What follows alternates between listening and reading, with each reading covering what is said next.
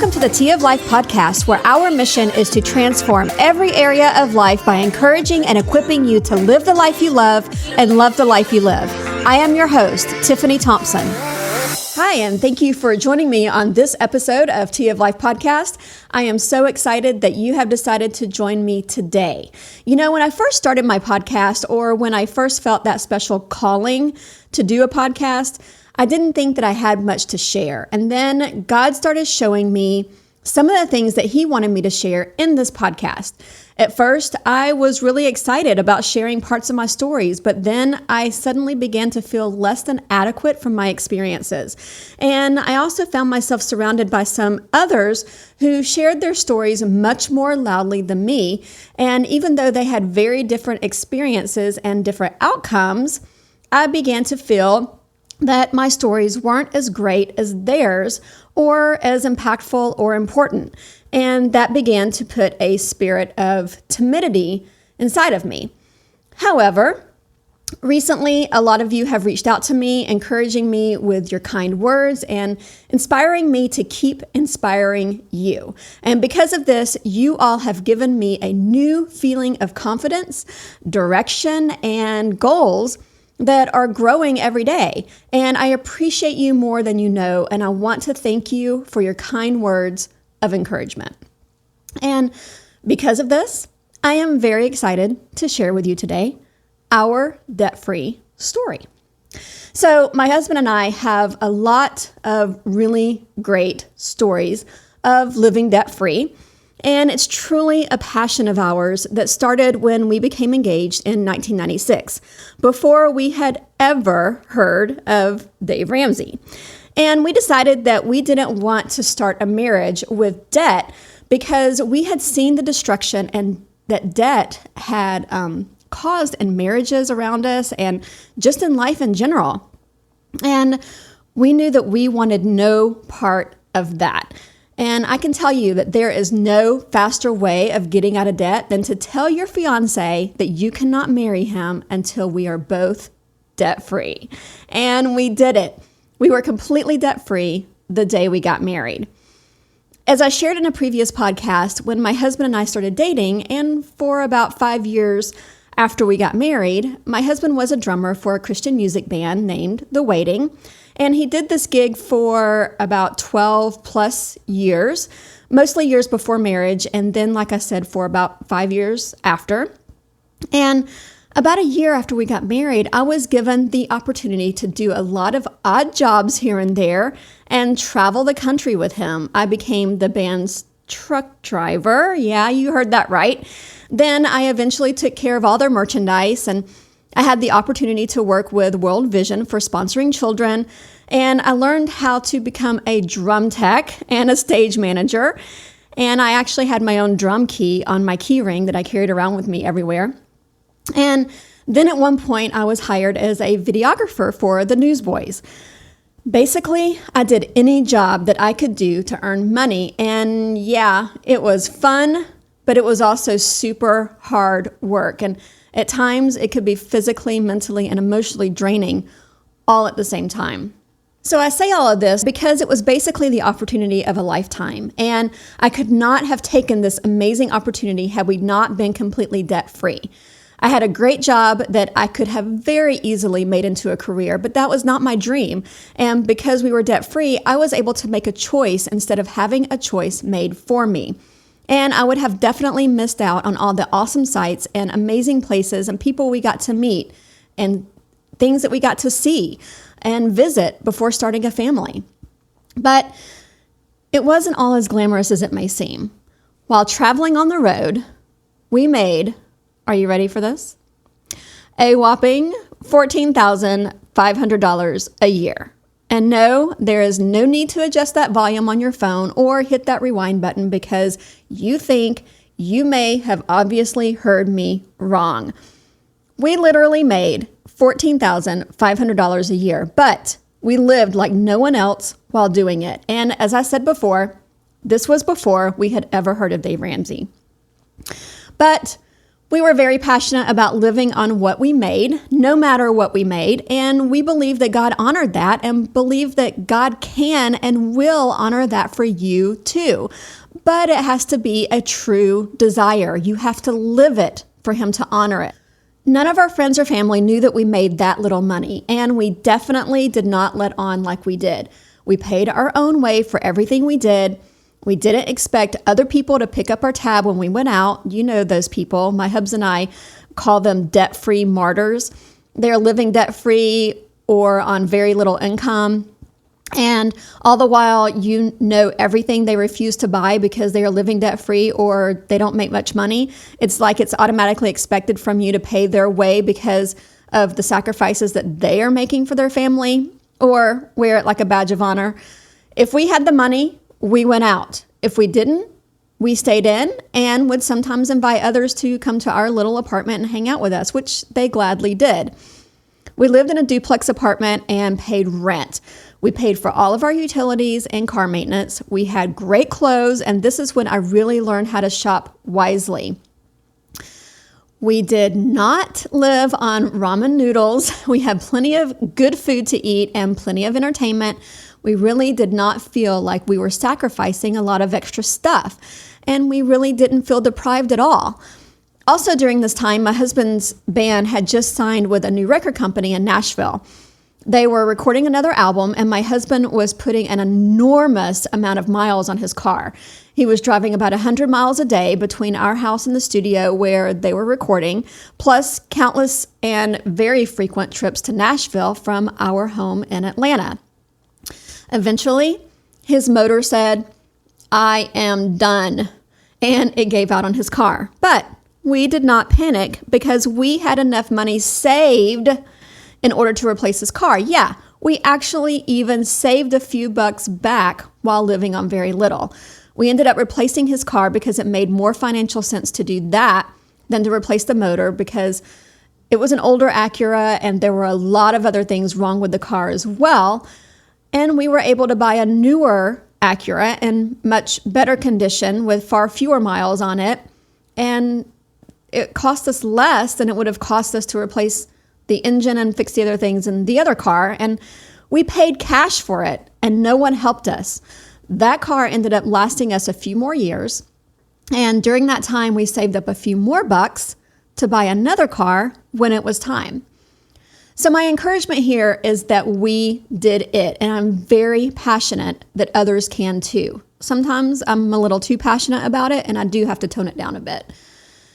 So then about 4.5 years after we got married, we became pregnant, and my husband decided to come off the road because we were gone a lot.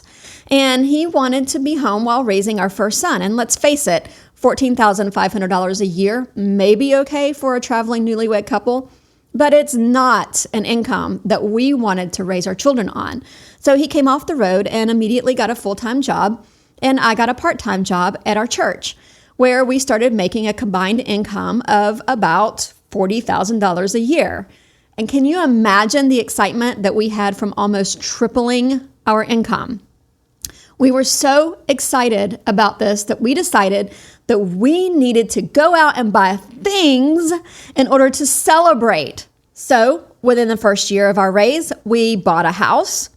We bought a minivan because here in America, everyone knows that having one child immediately constitutes to the need to have a 7-passenger vehicle. We got our very first credit card as a married couple, and that was pretty exciting. And then we purchased another car for my husband, and we got a dog. And even though the dog was free, about a month after we got the dog, we suddenly realized that she had never been spayed, something that we never thought to ask the previous owners. Good thing we had a credit card, though, because I'll tell you what, if you've ever had a female dog who's allowed to stay inside the house and then you suddenly realize that she has not been spayed, that can definitely be considered a true emergency. And as it turns out, I was in the hospital having our first son as our dog was in another hospital being spayed, literally at the same time. And we paid for it on credit because we weren't prepared. So during the next 3 years, our debt grew and we struggled to make ends meet. Our bank account was in the red every month. And we just kept on making one bad decision after another. Then finally we came to our senses and we had had enough. We buckled down, learned the word no again, cut up and canceled our credit card, and we took the next year and paid everything off. That was around 2006, and we've been debt-free again ever since. Well, except for our house. During this time, we had been teaching our now 2 boys about living debt-free. We taught them from a very young age that the borrower is slave to the lender, which is Proverbs 22:7. Which they would gladly quote anytime anyone offered to loan them any money to buy a toy or candy or whatever. And they both have chosen to live debt-free for themselves as well. So granted, they are both teenagers who still live at home, but they have both imitated this concept already with choices that they've been given to make. One of the very first stories that I can remember about teaching our sons to live debt-free is with our oldest. He was about 5 years old at the time, and he wanted a Bumblebee transformer. This toy at the time was about $20, and I thought this would be a great opportunity for him to learn how to work hard for the money, save up, and buy it himself with cash. It did take him a few months, but he did it. Every time he would visit family or friends, he would ask if he could do a job for money. It got a little embarrassing because he would tell them that he was trying to save up $20 for a toy, and people would look at me as if I was a horrible mom for not buying my kid a toy that only cost $20. His grandparents wanted to just buy it for him, but I would not let them, and they thought that I was horrible as well. So, however, finally, he saved up enough money to go buy Bumblebee. So off to Walmart we went. And as soon as we got there, he ran off to the toy aisle and only to find no Bumblebee. So I did not think about the part where they might actually sell out or even stop selling that item that he was saving up for before we actually got to go buy it. So off to another store we went, then another, and then another. And this was before I had a cell phone, so I couldn't just call each store before arriving, and we actually had to go there, and I didn't even know what Amazon was at the time. So finally we arrived at our last store, but before going into this one, we sat in the parking lot and prayed that they would have at least one Bumblebee. In that prayer, I also quietly and secretly told God that this was not how this was supposed to turn out, and that if he wanted our son to also learn to save up and pay for things with cash, then I needed him to come through as well. So then we trotted into the store and quickly saw that they literally only had one Bumblebee left. My son was very quick to snatch that thing off the shelf and tuck it under his arm as if he was just daring anyone to even think about taking it from him. So we proceeded to the checkout to purchase it, and he had taken all his money with him. I didn't convert any of his change into dollars, but what I did not think about was the fact that his money was all in change. So we decided to go through the self-checkout to spare any cashier the headache of having to count it all. And we stood there for what seemed like forever, inserting each and every quarter and dime and nickel and penny into that slot like we were in Vegas.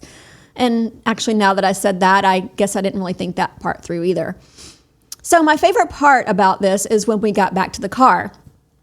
We relived the last few hours going from store to store to store looking for Bumblebee. And this was when I was at the other end of the teachable moment. When my son began to remind me that we went into the first store and didn't find Bumblebee. We went to the next one and they didn't have it either. Then we went to the next one and then they didn't have it either. But before we went into this store, we actually sat in the parking lot and prayed and asked God to let there be at least one on the shelf. And God listened because we walked in and there was only one on the shelf. And I was so proud of my son for putting this all together. And I said, yeah, we did. And God came through. Isn't it just awesome how he cares so much about what we care about? Then my 5-year-old son wisely responded with, yeah, Mom, but maybe we should have prayed that prayer before going into the first store. So isn't that just like us to pray when things get tough and not necessarily at the beginning? Yeah, we were both each other's students that day. So our sons are teenagers now, and at the time of this release, they are 13 and 17. Our 17-year-old is the one who saved up for Bumblebee, and he is now saving up for his very first car. He has been saving for a while, and we have offered to match his savings up to a certain point. He has a semi-part-time job now where he has been saving 70% of his income, and he's going to add another part-time job as soon as he can while he finishes up high school. He is also currently dual enrolled in college, and we love watching him develop his work ethic and learning how to manage his school and time during the process. We are also a homeschooling family, so we have more time flexibility than students who attend a brick and mortar school. We have a lot of flexibility in the curriculum that we use as well. And for high school economics, we are using Dave Ramsey's Foundations for Personal Finance curriculum that Dave wrote for middle school and high schoolers. And we highly recommend this curriculum.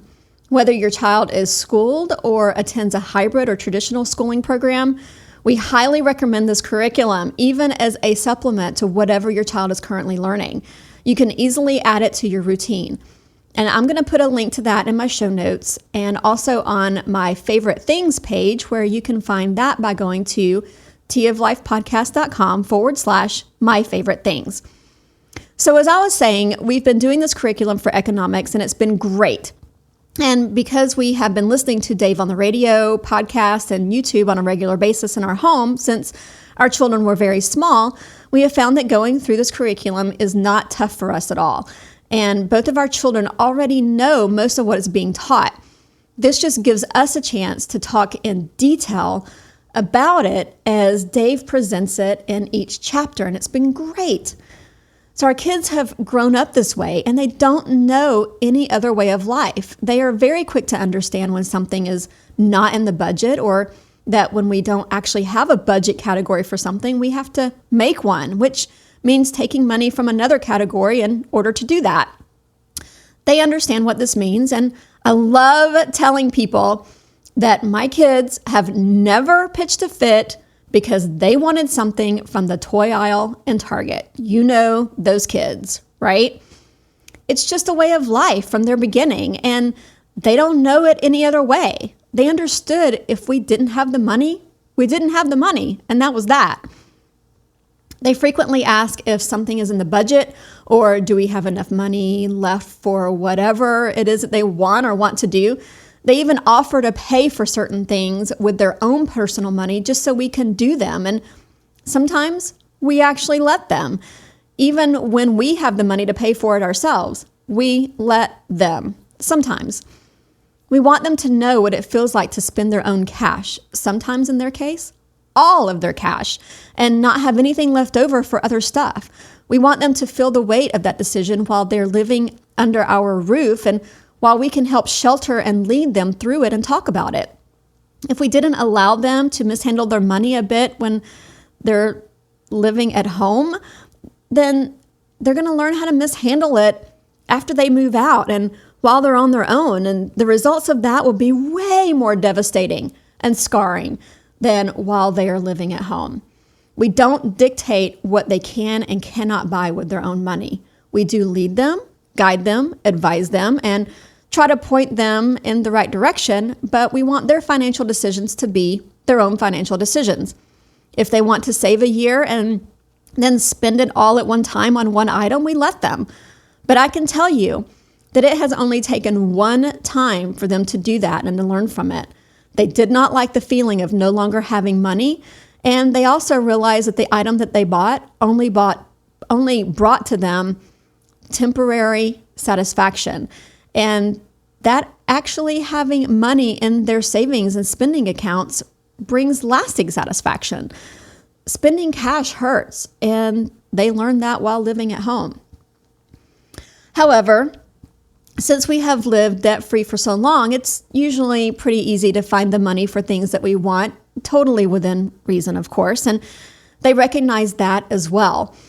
We have also noticed that God seems to come through a lot more for our financial requests when we are debt-free, or even when we truly are dedicated to being debt-free, than He does when we're, mishandling money.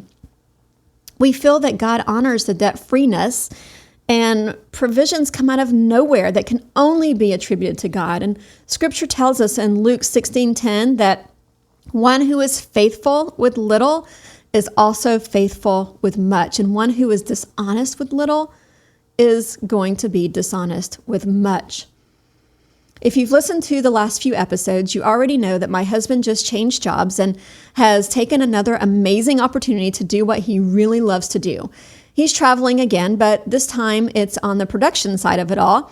And our kids are older now, and it's just a good fit for our family. God has been amazing through it all, and He has provided beyond our comprehension. So as I shared in my episode called Feeling Stuck, when my husband was unexpectedly let go from his job, he wasn't sure what he was going to do. However, we did not stress about it at all because we are debt-free and we have a good emergency fund, and we knew that we would be totally fine. And we knew it would be fine for a while because of all the hard work and sacrifices that we've made over the years. That day, when my husband came home and told me that he had been let go and didn't know what he was going to do, I responded with excitement and said, "Are you kidding me? I know exactly what we're going to do. We're going sailing." However, we haven't been sailing much this season because God had other plans, and Brandon has been so busy beyond measure, traveling all over and running production for live events for some amazing people and groups, and he is so happy. But I would have never had the opportunity to respond that way had we been completely saturated in debt. I can imagine that conversation would have gone much differently had our dollars had other people's names written all over them.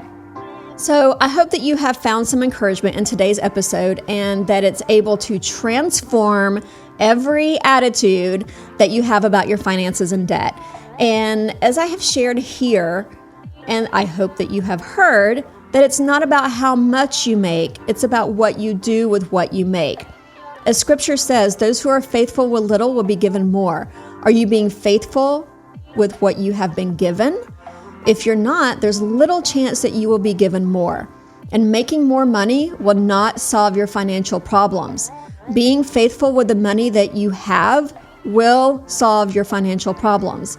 If you are not good with your money now, you will not be good with your money when you get more. We know this to be true because we have personally witnessed this in our lives with others around us. Know that I am praying for you. Thank you for joining me in today's talk. And if you have any questions, comments, or concerns, please feel free to leave me a comment or email me at tiffany@toflifepodcast.com. I will be more than happy to answer any budgeting questions that you may have regarding your own personal road to financial freedom. So be sure and tune in next time for my next episode of Tea of Life Podcast. If you like Tea of Life Podcast and you've got two friends who want to create the life that they love to live, tell them about us. Find us on your favorite social media platform like Facebook or Instagram. Also, right now before you forget, go to Apple Podcasts or Google Podcasts and search for Tea of Life Podcast. Hit the subscribe button and never miss an episode. Thank you for listening to Tea of Life Podcast. We will see you next Thursday.